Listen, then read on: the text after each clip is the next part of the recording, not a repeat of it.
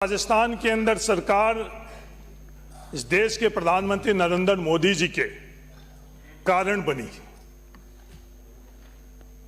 देश के प्रधानमंत्री नरेंद्र मोदी जी ने विधानसभा के चुनाव के अंदर हर भाषण के अंदर दो मुद्दे उठाए।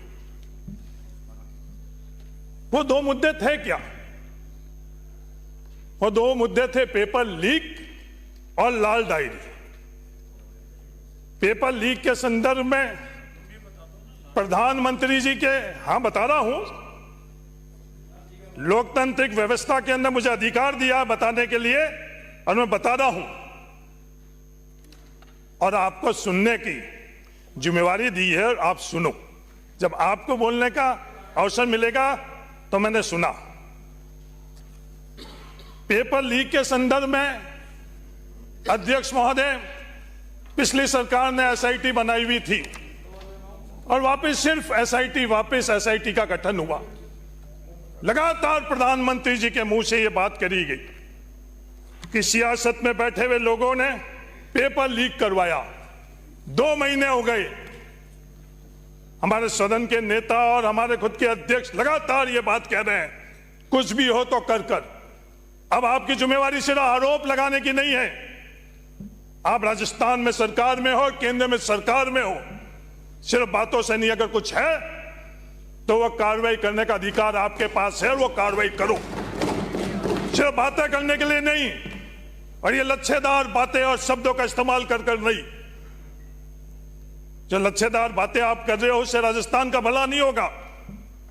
जो जिम्मेवारी आपको दी गई है वो जिम्मेवारी आप निभाओगे जब जाकर राजस्थान का भला होगा। लाल डायरी इस सदन के अंदर किस किस तरह के चीजें देखी गई। एक षड्यंत्र रचा गया, उस षड्यंत्र के तहत एक नाम लाल डायरी। क्या हुआ उस लाल डायरी का जो लगातार प्रधानमंत्री और आप तमाम लोग जो पैरा 7 के अंदर आप लोग बता रहे हो, जिसके कारण राजस्थान में सरकार बनी है, उस लाल डायरी के संदर्भ के अंदर क्या हुआ? कोई इस तरह की लाल डायरी थी नहीं।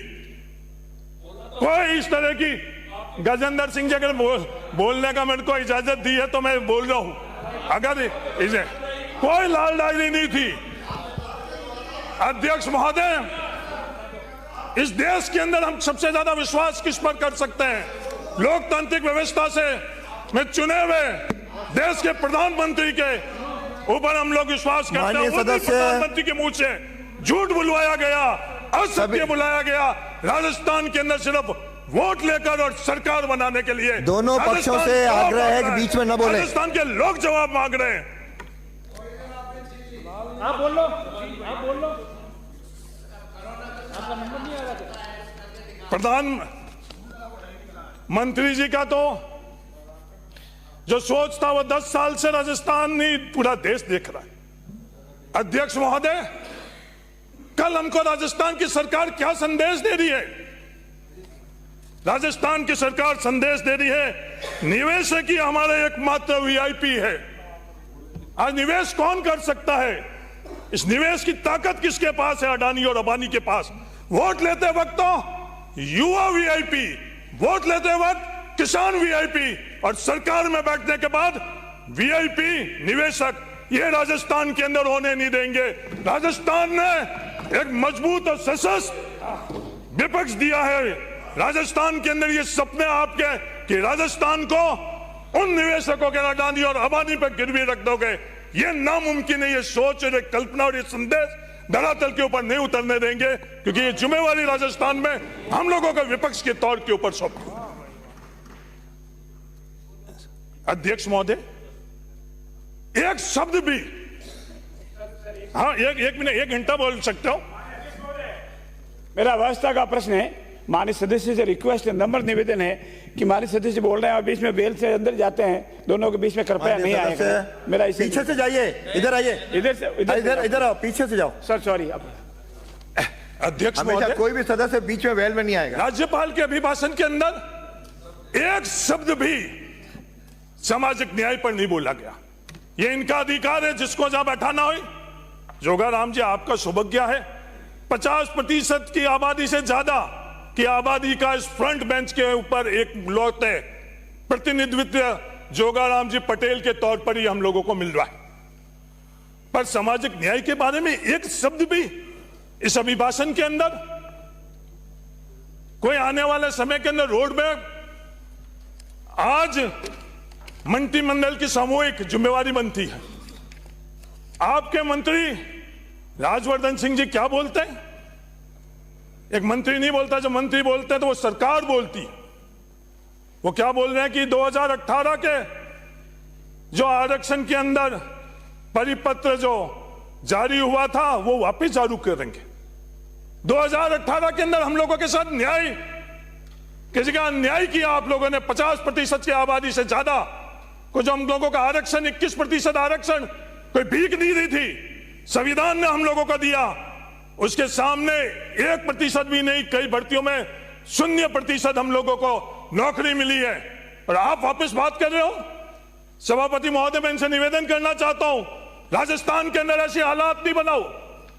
इन हालातों से बहुत बड़े संघर्ष की परिस्थिति आ जाएगी। ये महाभारत किन परिस्थितियों के अंदर हुआ? सिर्फ 5 गांव मांगे गए और 50% से अधिक आबादी के लिए जो उनका हक और अधिकार है वो आरक्षण भी आप पूरे तरह से नहीं दे रहे हो। और सरकार की तरफ से बोला जा रहा है कि वो आरक्षण हम लोग वापस वो व्यवस्था हम खत्म कर जिस व्यवस्था के अंदर 0 और 1% वोट लेते वक्त इन 50% की आबादी आप लोगों को याद आती है, और सरकार में बैठने के बाद ये जो आपकी सोच और विचारधारा है, ये राजस्थान के अंदर हमारी सरकार के अंदर रहते हुए भी हम लोगों ने उस समय संघर्ष कर ये नहीं होने दिया। और अब भी मैं आप लोगों को चेतावनी देना चाहता हूं, राजस्थान के अंदर हम लोगों के साथ ये अन्याय नहीं होने देंगे आपके साथ।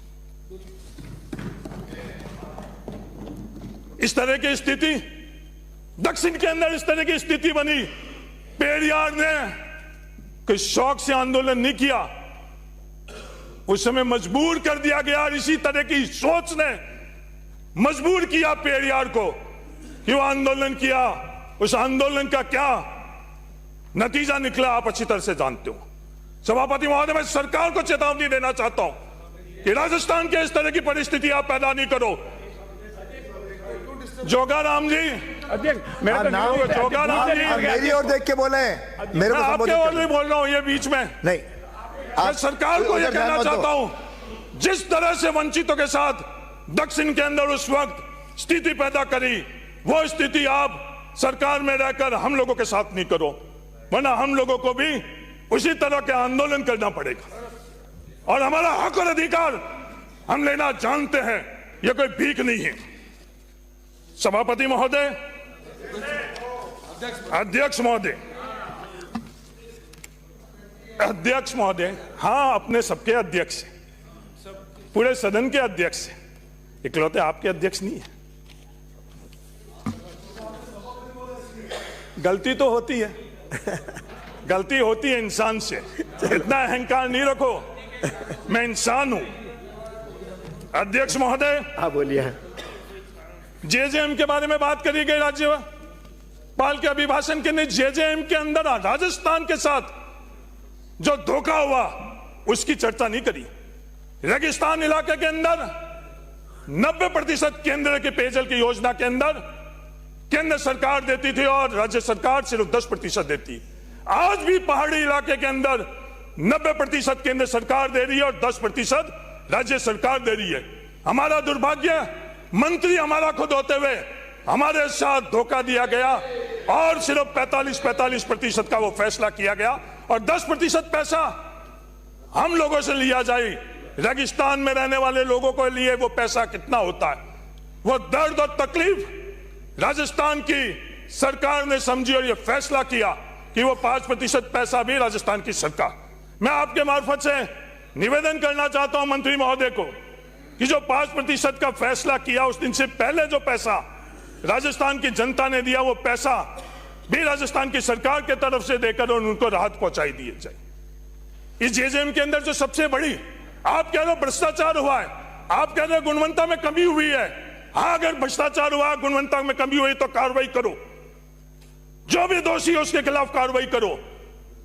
पर हमारे को हर ढाणी हर घर के अंदर पानी कैसे पहुंचा सके और उसके अंदर क्या क्या बाधा आ रही है।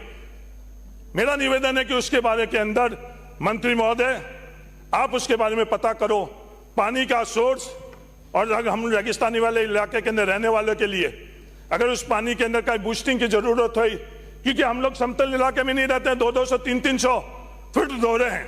गजेंद्र सिंह जी अच्छी तरह से जानते हैं, इनके फलोदी के अंदर भी वो स्थिति है। तो वहां अगर डिजाइन के अंदर सर्वे में कुछ कमी है तो वापिस सर्वे कराकर वो जो टूटिया है उस टूटिया को भी कम करें और खत्म करें। सोर्स हमारे लिए सबसे बड़ी चुनौती है। ईआरसीपी के लिए आपने बोला तालियां बजाई, ईआरसीपी के अंदर राजस्थान को अगर ज्यादा पानी मिलेगा तो तालियां नहीं, मैं आपको विश्वास दिलाता हूं हम लोग धन्यवाद भी देंगे। अगर राजस्थान के अंदर राजस्थान को पानी के बंटवारे के अंदर हम लोगों के साथ अगर न्याय नहीं होगा और फिर आप लोग कहोगे तालियां बजाओ, कोरोना के तरह तालियां बजाओ, तो राजस्थान तालियां और थालियां नहीं बजाएगा, नहीं बजाएगा।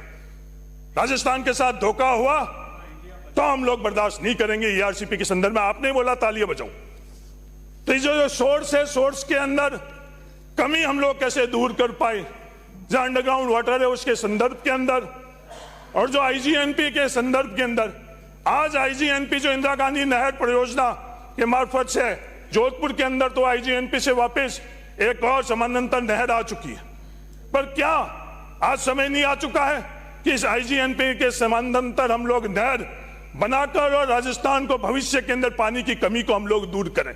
मेरा निवेदन है कि इसके बारे में भी हम लोगों को सामूहिक तौर पर